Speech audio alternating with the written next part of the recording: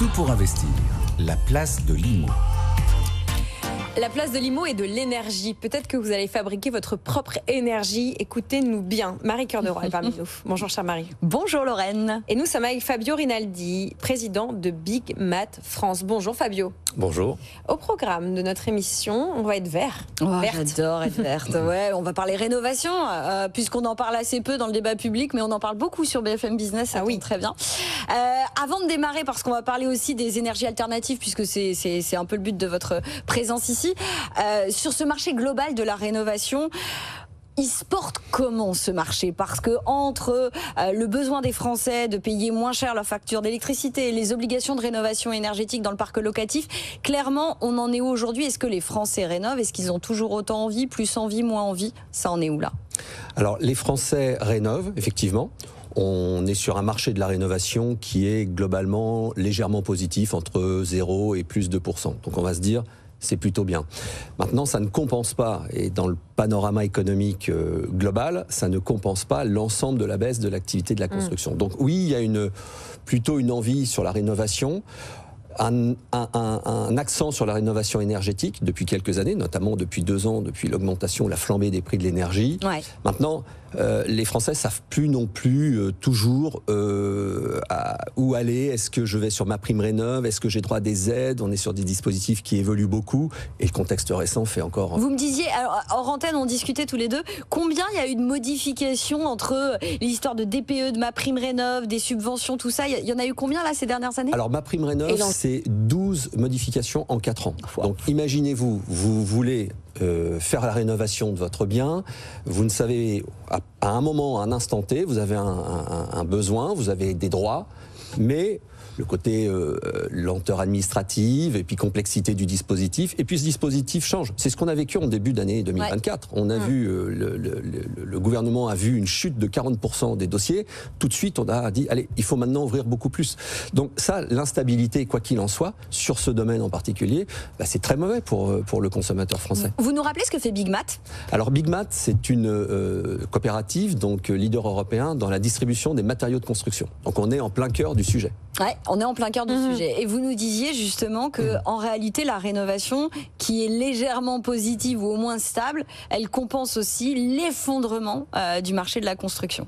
Alors, on est effectivement sur une baisse. Aujourd'hui, le marché des matériaux de construction sont environ moins 15%. Ouais. Donc, si on considère que la construction, c'est le bâtiment et que c'est quand même quelques centaines de milliers d'emplois, c'est plutôt inquiétant.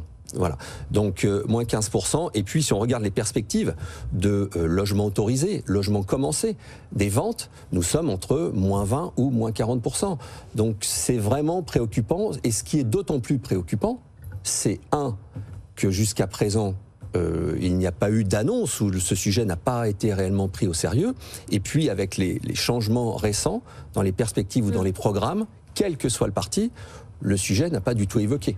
Et alors justement, c'est un peu, j'ai envie de dire, au business, aux acteurs des secteurs concernés de prendre le relais. Et vous, en relais de croissance, vous voulez mettre l'accent sur l'énergie solaire. Alors chez Big Matt, effectivement, la rénovation, c'est notre travail depuis plus de 40 ans. Que ce soit rénovation globale du logement, rénovation énergétique. Effectivement, depuis 2 ans, il y a on l'a connu en 2008, avec le Grenelle de l'environnement. Il y a eu un pic sur le photovoltaïque et puis ça s'est un peu calmé. Là, on sent quand même un changement dans les comportements. Les Français ont envie d'une énergie moins chère et durable. Voilà. Donc, avec cette augmentation en 2 ans de 40% du coût de l'électricité, de l'énergie, eh bien, on commence à réfléchir à des solutions où les prix ont commencé à baisser sur le photovoltaïque et puis vous allez faire une économie jusqu'à 40% environ sur votre énergie. Et on a de plus en plus d'électricité, nos appareils connectés, nos véhicules, les voitures qu'il va falloir recharger. Donc c'est vraiment un investissement et une solution qui est plutôt gagnant-gagnant pour le consommateur. Mais c'est drôle parce que vous voulez en faire un relais de croissance. Effectivement, moi je reçois tous les jours des dizaines de mails de gens qui proposent, qui vendent, qui vont chercher des panneaux solaires, qui vous proposent de vous faire l'installation, etc. Pourtant, c'est pas aidé le panneau solaire. C'est pas, pardon? C'est pas aidé, ma prime rénov, j'ai pas le droit, moi. Alors, c'est pas aidé, il y a des aides. Des aides, si vous êtes par exemple sur un maximum de 3 kW crête, c'est le minimum dans l'installation. Vous avez une aide possible de l'État, vous avez quelques aides. C'est pas ce qui est le plus aidé, c'est vrai. Par contre, c'est ce qui s'installe assez facilement. Et puis, on a vu les programmes qui sont aidés sont pas forcément les plus... ils ouvrent notamment la porte à des abus dans les installations ou autres. Donc, attention. Là, ça clignote en rouge dans tous les mails, dans tous les SMS, les coups de fil que vous recevez. Le SMS d'une manière générale alerte rouge. Hein. Alors écoutez, j'en ai encore eu un hier où on vous dit voilà, je suis pas là pour vous vendre du panneau solaire, mais vous avez une maison. Donc tout de suite là, attention parce que on a été échaudé lors des dispositifs en 2018-19 sur l'isolation à 1 euro. Attention, le panneau solaire, c'est ce qui peut se profiler. Moi, je vous invite à aller vraiment avec je dirais des acteurs sérieux implantés depuis longtemps, comme Big Mat, ça fait plus de 40 ans. Et même derrière, si vous avez des questions, vous pourrez retourner après votre installation. Donc voilà, c'est vraiment le bouche à oreille également qu'on recommande. Voilà ce que je pourrais vous dire sur le photovoltaïque. Fabio, Marie, dans un souci de chiffrer l'économie avec un grand E dont on parle, les panneaux solaires en quelques chiffres clés pour ceux qui nous écoutent, qu'est-ce que vous retenez, qu'est-ce que vous pouvez partager avec nous? Aujourd'hui, ce sont environ 400 000 installations en France et RTE estime que nous monterons que nous serons environ à 4 millions en 2035. Donc c'est un dispositif, nous on considère que en 2035, en 10 ans, il peut se passer beaucoup de choses. C'est vraiment quelque chose qui va continuer de doubler peut-être chaque année pendant 2-3 ans. Après, on va voir ce qui va se passer. Mais comment ça se passe? Très concrètement, pour ceux qui nous écoutent et qui nous regardent, qui ont une maison, c'est facile d'installer des panneaux solaires? Ça me coûte combien? Ça va me rapporter combien? Parce que c'est ça le sujet. Souvent, on parle panneaux solaires et on nous dit, ouais, mais enfin, c'est compliqué, la toiture... C'est pas compliqué, c'est simplement... Alors, dans notre cas, chez Big Mat, on va d'abord faire un audit. Effectivement, vous avez raison, on va quand même vérifier l'état de votre toiture. On va calculer votre besoin en consommation d'énergie et on va calibrer de ce fait le type de panneau, le nombre de panneaux solaires, la surface. Et ensuite, on vous met en relation avec un artisan RGE. Donc là, c'est une première qualification et là, ça vous ouvre à d'éventuelles aides pour pouvoir réaliser l'installation. Voilà. Et vous avez une garantie de 25 à 30 ans. Sur le matériel. Sur le matériel. Donc on a, je dirais, une filière qui est de plus en plus structurée, en tout cas au niveau de la distribution. Et c'est ce à quoi on travaille chez Big Mat sur ce nouveau marché qu'on considère plutôt durable cette fois-ci. Je vais faire ma journaliste un peu Arnaud Montebourg. Je mets ma marinière, mon béret. Est-ce que c'est possible aujourd'hui d'acheter des panneaux solaires français ? Si on veut s'équiper de manière française ou européenne, est-ce que c'est possible? On dit souvent que la filière du photovoltaïque est très très chinoise. Alors la réponse est non. Vous n'aurez pas de panneaux solaires français puisque la dernière usine qui était implantée près de Nantes a fermé ses portes, tout simplement parce que, effectivement, les dispositifs d'aide à la production ou en Chine ou en Asie ne permettent plus aux entreprises françaises d'être compétitives. Donc là, je lance peut-être un appel, puisqu'on est dans une phase de réindustrialisation en France, on le voit, à nos autorités, de dire, aidons aussi, nous, en France, nos entrepreneurs, nos industries, à fabriquer du panneau solaire pour la consommation, notre propre consommation ici en France. Mais du coup, ça nous coûte combien en fait, puisqu'on importe nos panneaux solaires? Est-ce que ça nous coûterait moins cher si on avait une filière française? Je ne sais pas si ça coûterait moins cher. Vous auriez un bilan carbone quand même beaucoup plus favorable. C'est quand même le but. Vous évitez quand même le transport depuis l'Asie des produits finis, puis vous créez de la richesse avec de l'emploi en France. Donc même à coût équivalent, et je dirais même peut-être légèrement supérieur, mais banco, il faut le faire en France.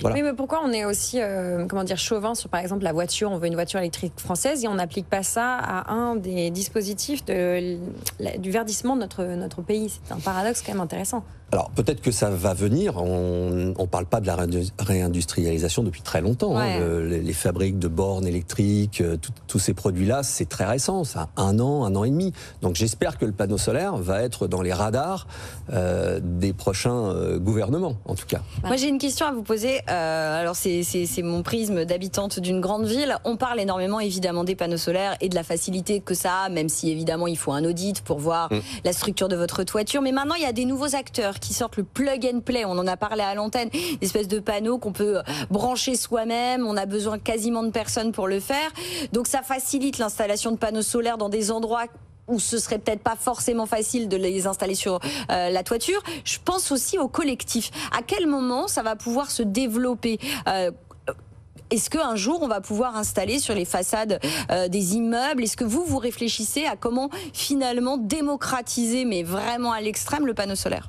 Alors nous, chez Bigmet, nous sommes plus sur le logement individuel. Maintenant, le collectif, c'est à prévoir en amont de la construction, sur les toits tout simplement. Hein. Ouais. Vous avez aujourd'hui des programmes immobiliers qui prévoient un minimum d'autoconsommation, notamment pour l'eau chaude, à travers une installation de panneaux solaires sur les toits. Vous avez, mais sur l'existant, on parlait tout à l'heure aussi du zéro artificialisation net, la lutte contre l'artificialisation des sols, qui fait quand même qu'on construit de moins en moins de maisons notamment, en plus avec la disparition du prêt à taux zéro, ça n'aide pas à faire construire sa maison.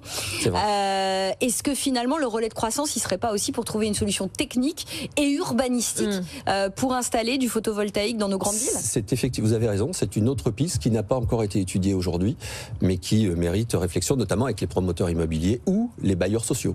Par exemple. Juste une dernière question. Oui. Est-ce qu'avec l'installation, on repart sur moi, petite maison individuelle, je me fais installer des panneaux solaires? Si vous avez une petite maison individuelle, dans le 19e ou 20e, Marie, vous perdez complètement votre statut de petite. Oui, mais vous savez très bien que c'est pas le cas de toute façon. Mais admettons, dans un rêve idéal, tout ça.